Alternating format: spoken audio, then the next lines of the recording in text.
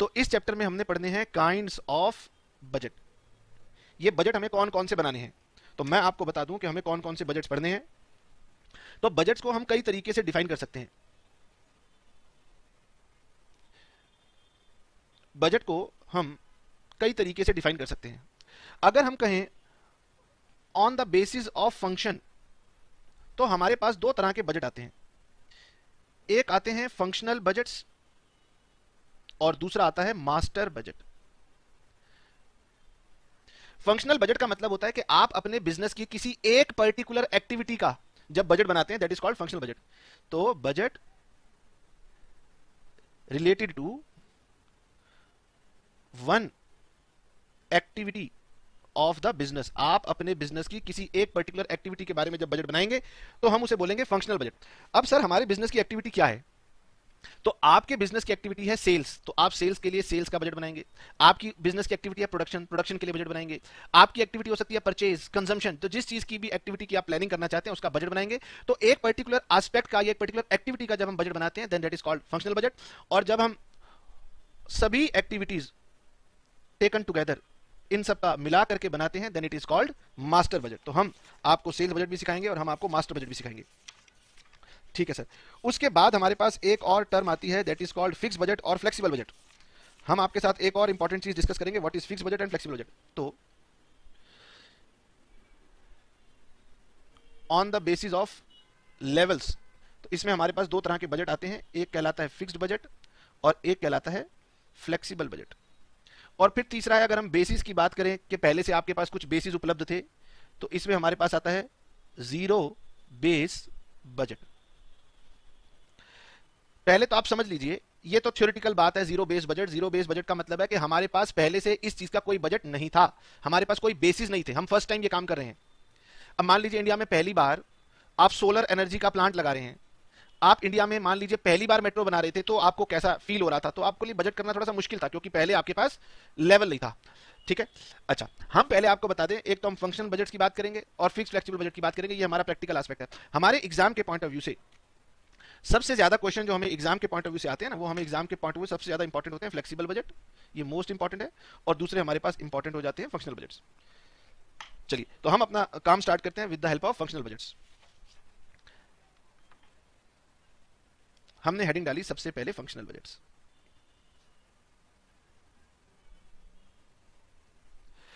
जैसे कि मैं आपको पहले ही बता चुका हूं कि फंक्शनल बजट होते क्या हैं, तो हमारी बुक का पेज नंबर है 2.8 और हमारी बुक का पेज नंबर 2.8 बताता है कि फंक्शनल बजट्स क्या होते हैं। पढ़ के देखिए क्या लिखा है।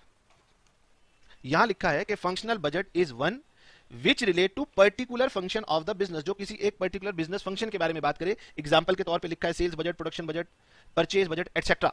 These are components of master budget. तो मास्टर बजट एक सिंगल बजट होता है जिसके अंदर सारे के सारे फंक्शनल बजट को जोड़ दिया जाता है, ठीक है जी। तो हम सबसे पहले आपके साथ बात करेंगे किसकी, रिगार्डिंग फंक्शनल बजट। तो लिखिए functional budget relates to a particular function of the business.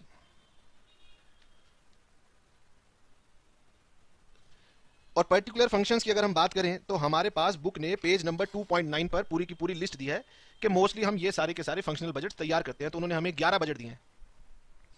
अब 11 बजट से बच्चे के माइंड के अंदर ये आता है कि मुझे 11 के 11 बजट सीखने हैं, ऐसा कुछ भी नहीं है। पहले हम नाम लिख लेते हैं, चलो जैसा कि बुक हमें बता रही है हम एटलीस्ट लिख लेते हैं, क्योंकि लिखने से हमारे माइंड के अंदर जो है मेमोरी बढ़ जाएगी। तो टाइप्स ऑफ फंक्शनल बजट्स, अपने माइंड में से पहले तो ये बात बाहर कर दो कि बहुत ज्यादा हम टफ काम करने वाले हैं, कुछ भी टफ काम करने नहीं वाले, बिल्कुल सिंपल काम है। तो देखिए जब हम फंक्शनल बजट तैयार करेंगे तो सबसे पहले हम लोग प्रिपेयर करेंगे सेल्स बजट। हमारे बिजनेस में सेल्स ना सबसे लास्ट में होती है, आप प्रोडक्शन कर लेते हैं, स्टॉक कर लेते हैं, उसके बाद में जाके बेचते हैं। लेकिन फंक्शनल बजट जब हम बजटिंग का काम तैयार करते हैं तो सबसे पहले क्या बनाते हैं, सेल्स बजट। और आपको सेल्स बजट के बारे में दिमाग लगाने की जरूरत नहीं है, क्योंकि ये क्वेश्चन आपको पहले से ही बता देता है ऑन एस्टिमेटेड बेसिस कि हम इतनी उम्मीद कर रहे हैं कि हमारी इतनी सेल्स होगी। तो आपको ज्यादा सेल्स बजट को बनाने की माइंड से जो कॉम्प्लिकेशन है उसको बाहर कर दीजिए, जरूरत नहीं पड़ेगी। जब आपके पास सेल्स डिसाइड हो गई, जैसे मान लो मैं कहता हूं कि मारुति ने एक नई कार लॉन्च की है, या हम कहते हैं चलिए मारुति के दो प्रोडक्ट बहुत अच्छे मारुति ने अभी भी बनाए हैं, बलिनो कार है, ब्रेजा कार है, तो वो पहले सोचेगी कि हम इसके कितने यूनिट बेचेंगे। यानी सबसे पहले क्या काम होगा, सेल्स का। उनके पास पहले से पूरा का पूरा आइडिया रहता है, उनके पास मार्केटिंग टीम है, उन्हें पता है हम इतने यूनिट सेल कर पाएंगे। तो सबसे पहले क्या डिसाइड होगा, सेल्स। फिर उतनी सेल्स करने के लिए नेक्स्ट आएगी प्रोडक्शन, प्रोडक्शन बजट। सेल्स के ऊपर बेस्ड है प्रोडक्शन, तो पहले सेल्स बजट बनेगा फिर प्रोडक्शन बजट बनेगा। और सेल्स बजट तो मैंने आपको बताया कि क्वेश्चन आपको हमेशा दे दिया करेगी, यानी आपको प्रोडक्शन बजट कैसे बनाते हैं ये आपको हम सिखाएंगे। फिर प्रोडक्शन के बाद आपकी आएगी रॉ मटेरियल की कंजम्पशन, क्योंकि प्रोडक्शन करने के लिए आपकी रॉ मटेरियल की कंजम्पशन चाहिए, वो आपको पता लगेगी कि प्रोडक्शन करने के लिए कितना रॉ मटेरियल चाहिए। और फिर जब आपको कंजम्पशन पता चल जाएगी तो फिर आपको बनाना पड़ेगा कि रॉ मटेरियल की परचेज का बजट, कि हम कैसे कैसे रॉ मटेरियल परचेज करें। ये जब आपके पास हो जाएगा तो फिर उसके बाद आप बनाएंगे अपने पास लेबर बजट, क्योंकि प्रोडक्शन करने के लिए आपको लेबर की भी जरूरत पड़ेगी। तो रॉ मटेरियल कितना लगेगा, लेबर कितना लगेगी, ये सब आपके प्रोडक्शन बजट के ऊपर डिपेंडेंट है। फिर लेबर बजट के साथ साथ हम आपसे कहेंगे आप अपना प्रोडक्शन ओवरहेड बजट बना सकते हैं कि आपको कितने ओवरहेड के खर्चे लगेंगे, प्रोडक्शन ओवरहेड बजट। अच्छा जी, उसके बाद प्रोडक्शन के बाद आता है ऑफिस एडमिनिस्ट्रेशन, सेलिंग, डिस्ट्रीब्यूशन, तो आप ये भी बना सकते हैं। आप अपना एडमिनिस्ट्रेशन ओवरहेड बजट बना सकते हैं, सेलिंग डिस्ट्रीब्यूशन ओवरहेड बजट बना सकते हैं। अच्छा, उसके बाद आपको कैश चाहिए तो आप अपना कैश बजट बना सकते हैं। उसके बाद कैपिटल एक्सपेंडिचर, कि अगर आपको कोई फिक्स्ड एसेट्स चाहिए तो उसको बोलते हैं capital expenditure, capital expenditure budget. तो हमने 10 बजट लिखे हैं, बुक ने 11 बजट लिखे हैं, क्योंकि बुक ने एक अलग से लिख दिया ना, प्रोडक्शन कॉस्ट बजट बना सकते हैं। तो बुक ने एक प्रोडक्शन कॉस्ट बजट एक एक्स्ट्रा लिख दिया। ये सारे हमारे प्रोडक्शन कॉस्ट के एलिमेंट ही तो हैं। रॉ मटेरियल परचेज करना, लेबर का खर्चा होगा, प्रोडक्शन का खर्चा होगा, ये सब हमारे प्रोडक्शन कॉस्ट बजट का पार्ट है। तो आप इसमें लिखना चाहे तो लिख सकते हैं। ठीक है, हम सबसे पहले आपके साथ बात करेंगे प्रोडक्शन बजट के बारे में।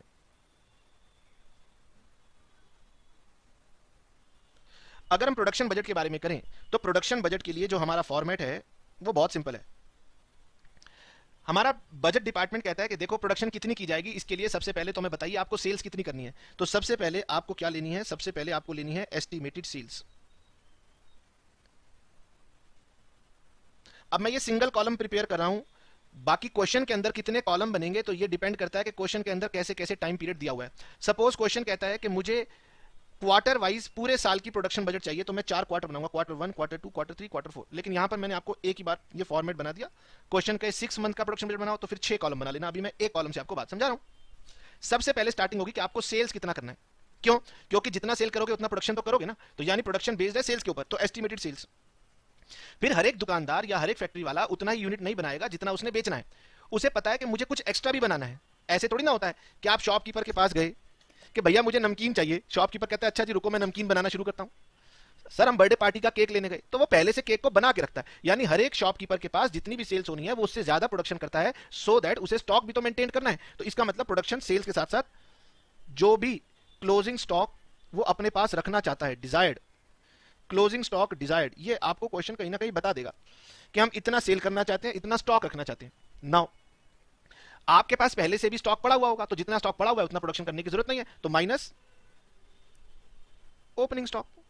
तो जो ओपनिंग स्टॉक आपके पास पड़ा हुआ है वो उसमें से आप माइनस कर दो। This is called production budget. ये आपका पता चल गया कि आपको कितनी प्रोडक्शन करनी है। जैसे ही आपको पता चला कि अच्छा हमें इतनी प्रोडक्शन करनी है, तो फिर मैं तैयार करूंगा अपने पास रॉ मटेरियल कंजम्पशन का बजट। ठीक है ना, तो इसके बाद मेरे पास अगला बन जाएगा रॉ मटेरियल कंजम्पशन बजट। अब क्वेश्चन बताएगा कि जी प्रोडक्शन करने में हमारा एक ही रॉ मटेरियल लगता है या एक से ज्यादा रॉ मटेरियल लगता है। तो फिर हम करेंगे सबसे पहले रॉ मटेरियल रिक्वायर्ड। तो रॉ मटेरियल रिक्वायर्ड कितना होगा, जितना आपकी प्रोडक्शन रिक्वायर्ड है multiplied by raw material consumption for 1 unit of output. एक यूनिट बनाने में सपोज मैं 2 तरह के मटेरियल लेके चलता हूं, इतनी प्रोडक्शन करने के लिए कितना रॉ मटेरियल लगेगा, तो इससे मेरी बन जाएगी रॉ मटेरियल की कंजम्पशन। वो मुझे पता लग जाएगी कि what is my raw material consumption required. फिर कंजम्पशन के बाद आएगा रॉ मटेरियल परचेज। तो परचेज के लिए आप सबसे पहले लोगे कंजम्पशन बजट से जितना रॉ मटेरियल आपका रिक्वायर्ड है प्लस डिजायर्ड क्लोजिंग स्टॉक। अब हम परचेज करने जाएंगे तो ऑब्वियसली बात है उतना ही थोड़ी ना परचेज करेंगे जितना हमें प्रोडक्शन के लिए चाहिए, हम थोड़ा एक्स्ट्रा परचेज करके लाएंगे। तो जितना भी आपको दिया हो कि हम इतना स्टॉक चाहते हैं वो ऐड कर दो, लेस ओपनिंग स्टॉक। तो आपके पास जो ओपनिंग स्टॉक था वो उसमें से माइनस कर दो, ये आएगा क्वांटिटी टू बी परचेज्ड, और क्वांटिटी टू बी परचेज को मल्टीप्लाई कर दो उनके परचेज प्राइस से। तो ये आपका परचेज बजट तैयार हो गया रुपी टर्म्स में। और ये वही तो फॉर्मेट है जो हमने आपका प्रोडक्शन बजट में यूज किया। प्रोडक्शन डिपेंडेंट थी सेल्स पर, तो sales plus desired closing stock minus opening stock. और मेरी परचेज डिपेंडेंट थी रॉ मटेरियल कंजम्पशन के ऊपर, तो raw material required plus closing stock minus opening stock. फिर हमें रॉ मटेरियल की परचेज प्राइस क्वेश्चन देगा, तो ये आ गई।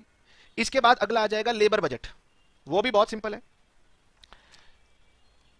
अगर क्वेश्चन कहता है जी लेबर बजट तैयार करो, तो हम कहेंगे कि जी इसकी भी स्टार्टिंग होगी प्रोडक्शन यूनिट से, कितने यूनिट्स आपने प्रोड्यूस करने हैं multiplied by labour required time for production of 1 unit, ये चाहिए आपको। तो ये आपका आ जाएगा लेबर आवर्स रिक्वायर्ड। अब कई बार क्वेश्चन कहेगा जी हमें काम करने के लिए कुछ मतलब एक्सपर्ट लेबर चाहिए, एक्स क्लास की लेबर चाहिए, वाई क्लास लेबर चाहिए, जेड क्लास लेबर चाहिए, हर तरह की लेबर चाहिए होती है ना। फिर लेबर आवर्स आ जाएं into labour hour rate, question आपको बताएगा जी हम इन्हें क्या पे करते हैं, आप उसे मल्टीप्लाई कर देना, तो ये आपका लेबर कॉस्ट बजट आ जाएगा। बाकी मैं आपसे ये कहूंगा कि इतना आपने नोट कर लिया, ये हमारे लिए सफिशिएंट है कि हम आगे बढ़ जाएं और हम प्रोडक्शन बजट के ऊपर कुछ क्वेश्चंस करके देखते हैं। क्योंकि हम क्वेश्चन करते जाएंगे, इसमें कोई टेक्निकल बातें नहीं है, आप इन्वॉल्व होते जाएंगे और आपके माइंड के अंदर ये सारे के सारे बजट सेट हो जाएंगे। तो हम सबसे पहले प्रोडक्शन बजट या प्रोडक्शन कॉस्ट बजट की बातें करते हैं। ऐसे कोई बहुत ज्यादा प्रैक्टिस करने की जरूरत नहीं है, छोटा सा कंसेप्ट है। इसके ऊपर दो तरह के हमारे पास क्वेश्चंस हैं।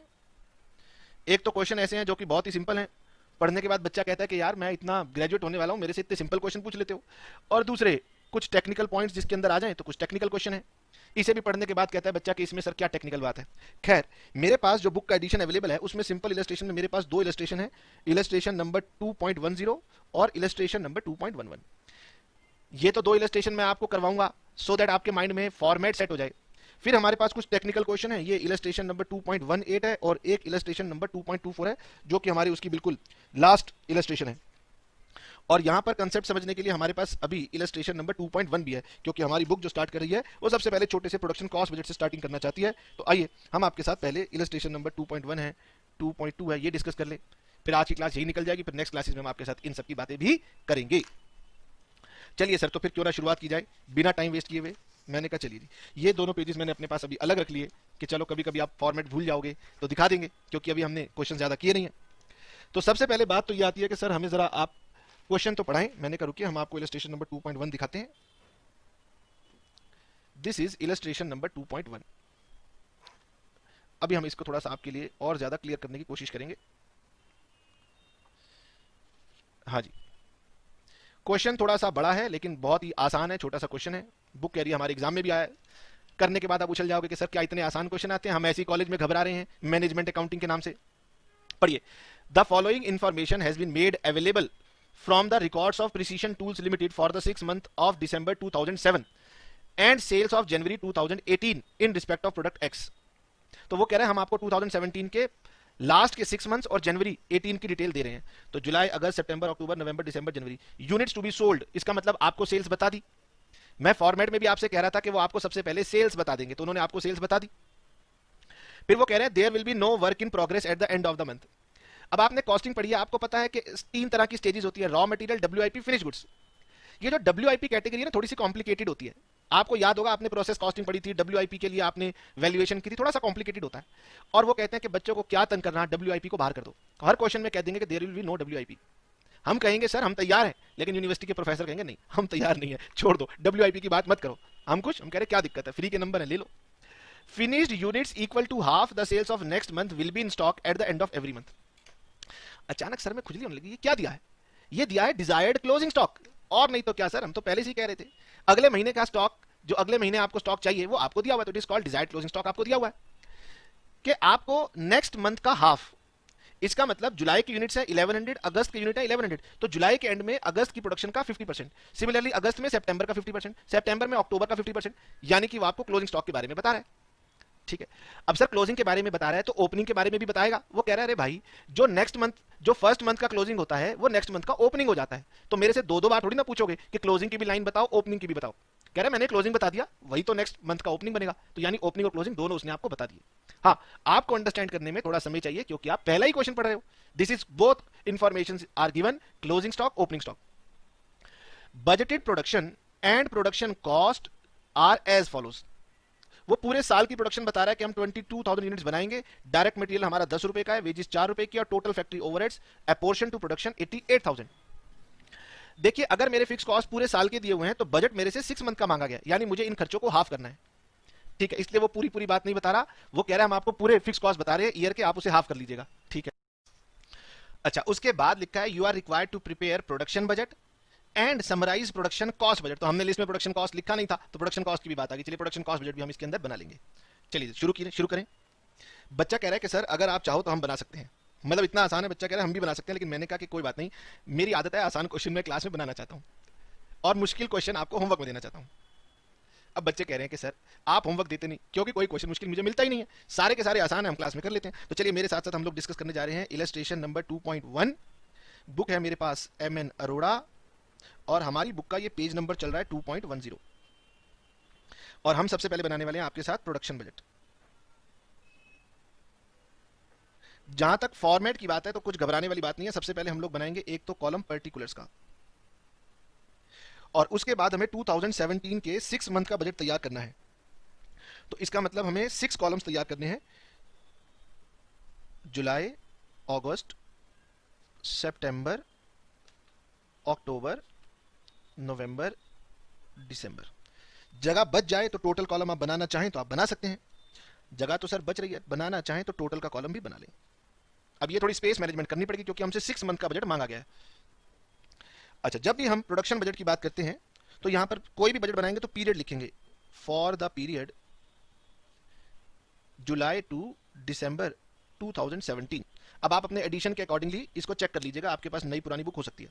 तो सबसे पहले प्रोडक्शन बजट बनाना है, कितना आसान है सर। सबसे पहले हम लेंगे सेल्स, हम पूछेंगे सेल्स, उसमें ऐड कर देंगे डिजायर्ड क्लोजिंग स्टॉक, और डिजायर्ड क्लोजिंग स्टॉक के बारे में क्वेश्चन में साफ साफ लिखा है it is equal to 50% of next month sales. Point number 3 में नेक्स्ट मंथ सेल्स का हाफ, और इसमें हम लेस कर देते हैं ओपनिंग स्टॉक, जिसके बारे में अभी क्वेश्चन में कुछ नहीं कहा गया, और बच्चे को समझाना है हमने कि ओपनिंग स्टॉक की बात उसने जब ये बताई तो अपने आप ये वाली बात बता ही दी है। दो बार बताने की जरूरत नहीं है, लेकिन हमें आपको दिखाना है क्योंकि आप पहला क्वेश्चन कर रहे हो। इसको करने के बाद आपको मिल जाएगी कि आपने कितनी प्रोडक्शन करनी है, ये आपकी प्रोडक्शन आ जाएगी। चलिए तैयार है? हाँ जी सर। सबसे पहले बताइए कि आपकी सेल्स जुलाई की कितनी है in the units.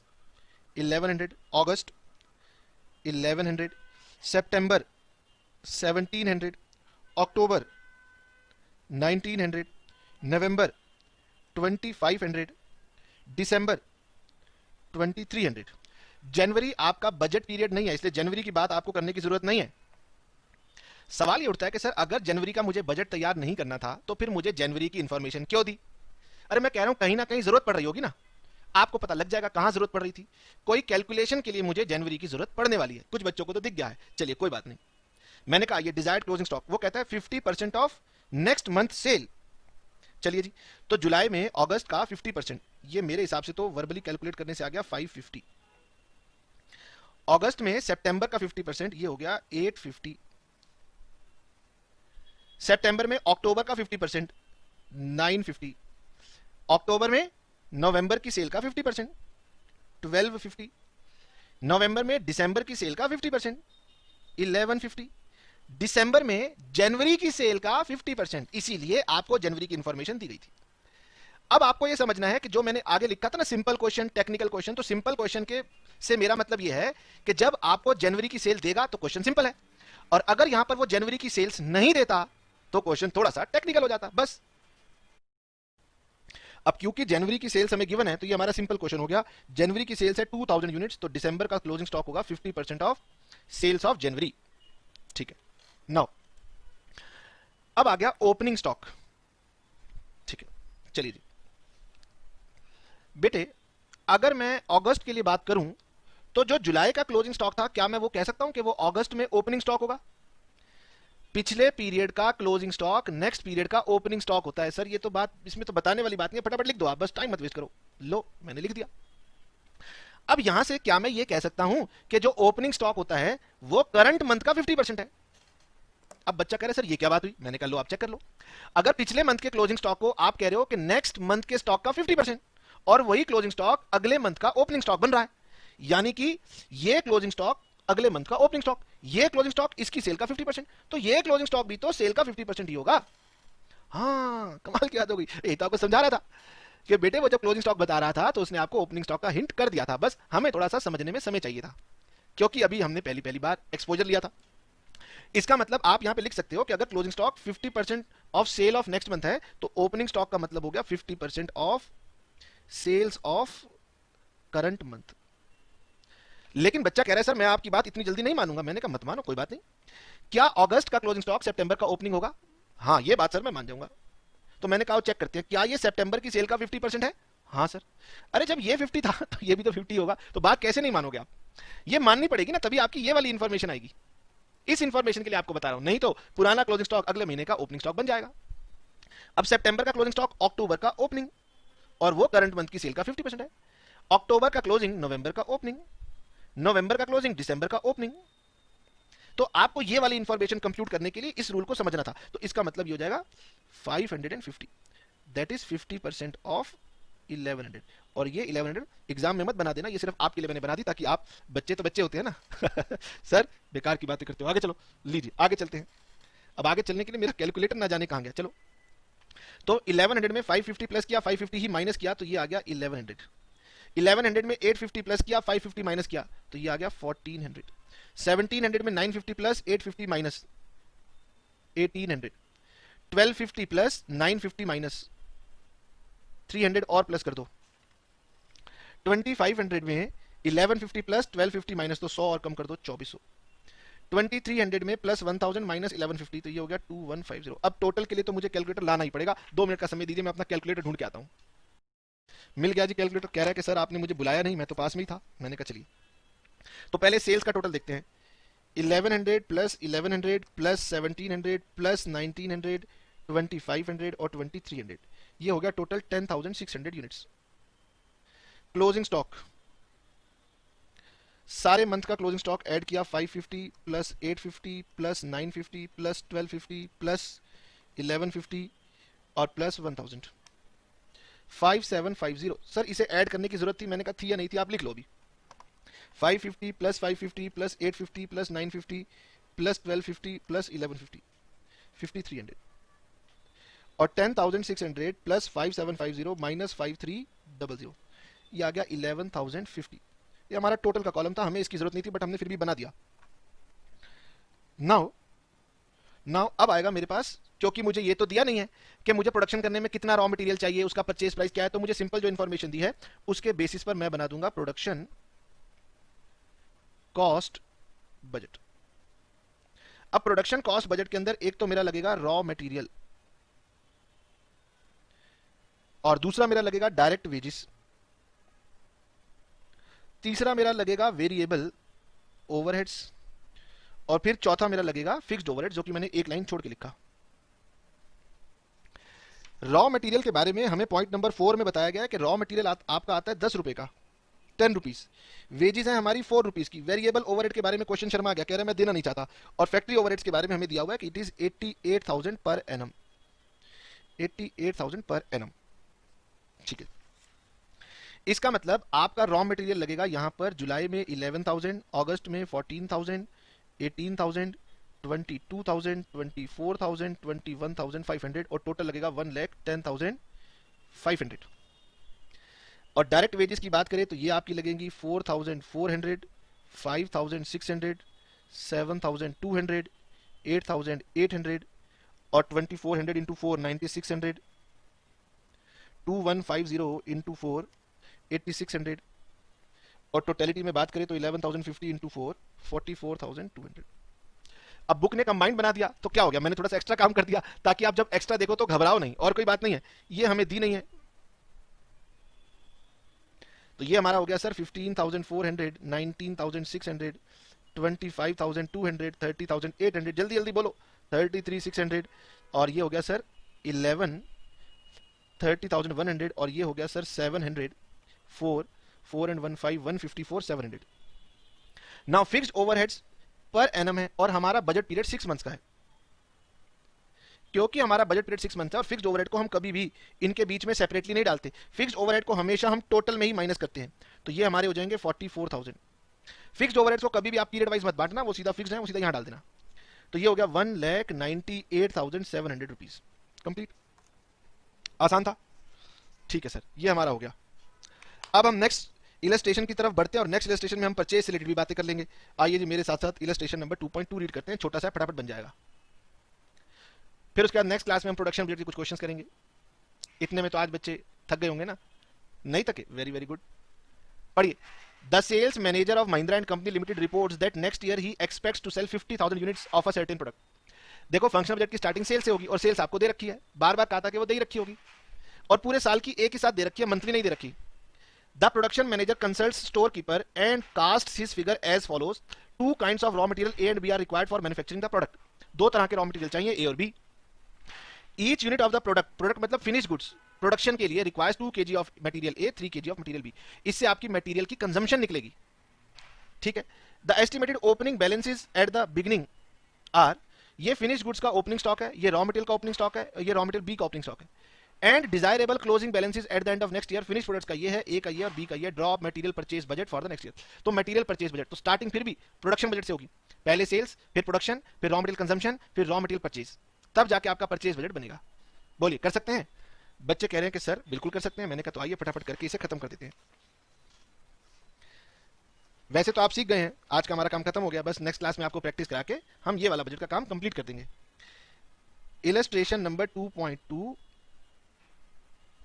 M.N.. Arora, page number है 2.12। Number 1, production budget. अगर पीरियड दिया हुआ हो तो पीरियड डाल देना, मुझे ध्यान नहीं पीरियड दिया है कि नहीं दिया। इसमें सबसे पहले हम लिखेंगे सेल्स और यहां पर लिखेंगे यूनिट्स। तो हमें दिया गया था कि we are expecting to sell 50,000 units. Add, अच्छा सर हमसे पूछोगे नहीं, मैं भूल गया था, सॉरी, बताइए क्या करना है? सर इसमें करना है ऐड डिजायर्ड क्लोजिंग स्टॉक और less opening stock. Add desired closing stock. अब आपके पास वहां पर 3 क्लोजिंग स्टॉक दिए हैं, तो कंफ्यूज मत करना, प्रोडक्शन में आता है फिनिश गुड्स। फिनिश गुड्स की बात करें तो फिनिश गुड्स का डिजायर्ड क्लोजिंग स्टॉक हमें दिया हुआ है 14,000 और लेस कितना आपके पास ओपनिंग पड़ा हुआ था, वो आपको दिया हुआ है ओपनिंग स्टॉक 10,000 यूनिट्स। इसका मतलब आपकी एस्टिमेटेड प्रोडक्शन जो होगी, एस्टिमेटेड प्रोडक्शन विल बी 54,000। अब इसी कंटिन्यूएशन में चलते हैं। अब इसी के ऊपर मैं निकालूंगा मेरी रॉ मटेरियल की कंजम्पशन। क्या मैं ठीक कह रहा हूं? Yes sir. Raw material consumption के लिए मेरे पास 2 तरह के रॉ मटेरियल दिए हुए हैं, रॉ मटेरियल ए और रॉ मटेरियल बी। तो सबसे पहले स्टार्ट करेंगे एस्टिमेटेड प्रोडक्शन से। तो sir production 54,000 into raw material required for 1 unit. एक यूनिट तैयार करने के लिए 2 kg of A, 3 kg of B, 2 kg of A, 3 kg of B. तो रॉ मटेरियल कंजम्पशन 1,08,000 kg और 4 3 12, 5 3 15, 1,62,000 kg। After that raw material purchase, इसमें भी ए और इसमें भी बी। तो रॉ मटेरियल परचेज के लिए सबसे पहले अब हम कंजम्पशन की बात करेंगे। हमें कंजम्पशन चाहिए इसकी 1,08,000 kg और 1,62,000 kg। सर आप लिखे जा रहे हो, हमसे पूछ नहीं रहे। ओहो बेटे, तो आप बताते क्यों नहीं हो? जल्दी बताओ ना, आप तो बस कॉपी करने में लगे हुए हो। Add desired closing stock. अब सर ये तो बुक में ही दिया हुआ है, हम इसमें क्या कह सकते हैं? डिजायर्ड क्लोजिंग स्टॉक आपको दिया हुआ है 13,000 and 16,000। 13,000 and 16,000। Less opening stock, less opening stock 12,000 and 15,000, 12,000 15,000 लीजिए, बड़ा मुश्किल काम था सर ये तो हमारी रॉ मटेरियल परचेज ये हो जाएगी 1,09,000 kg और ये हो जाएगी 1,63,000 kg। अब क्या इनके परचेज प्राइस भी आपको दिए हुए हैं? ओहो सर, इनके परचेज प्राइस नहीं दिए, काश दिए हुए होते तो मल्टीप्लाई कर देते, बस और क्या बात थी, कितना आसान था। इसके लिए ट्यूशन सेंटर भागना चाहते हैं हम? अरे ये तो घर बैठे ही हो सकता है बेटे। चलो, हमें उम्मीद है कि आपको ये बातें समझ में आई होंगी, और अगर आपको ये समझ में आई हैं तो आप ट्राई कर सकते हैं। हमारे पास इसके ऊपर बेस मैंने आपको पहले ही बताया था, इलस्ट्रेशन नंबर 2.10 2.11 है। स्टिल मैं नेक्स्ट क्लास में आपको करवाऊंगा, लेकिन जो बच्चे करना चाहें वो कर सकते हैं। और टेक्निकल एक पॉइंट है, जब नेक्स्ट मंथ की सेल्स ना दी हो तो इलस्ट्रेशन नंबर 2.18 है और 2.24 है। बताइए, क्या इतनी सी चीजें सीखने के लिए आपको कोचिंग में जाने की जरूरत थी? नहीं, तो घर बैठे पढ़ लीजिए। अच्छा, जब गए भी थे तो टीचर ने कहा कि अकेले मैं ही तुम्हें सिखा सकता हूं, तो उसका वो वाला जो दाव था, जो वो क्लेम कर रहा था, वो भी गलत था। आप घर बैठे तसल्ली से आराम से सीख सकते हैं। तो आपको अगर अच्छी लगी है, बहुत बढ़िया, शेयर कर लेना, है ना। चलो ठीक है, tata bye bye, see you.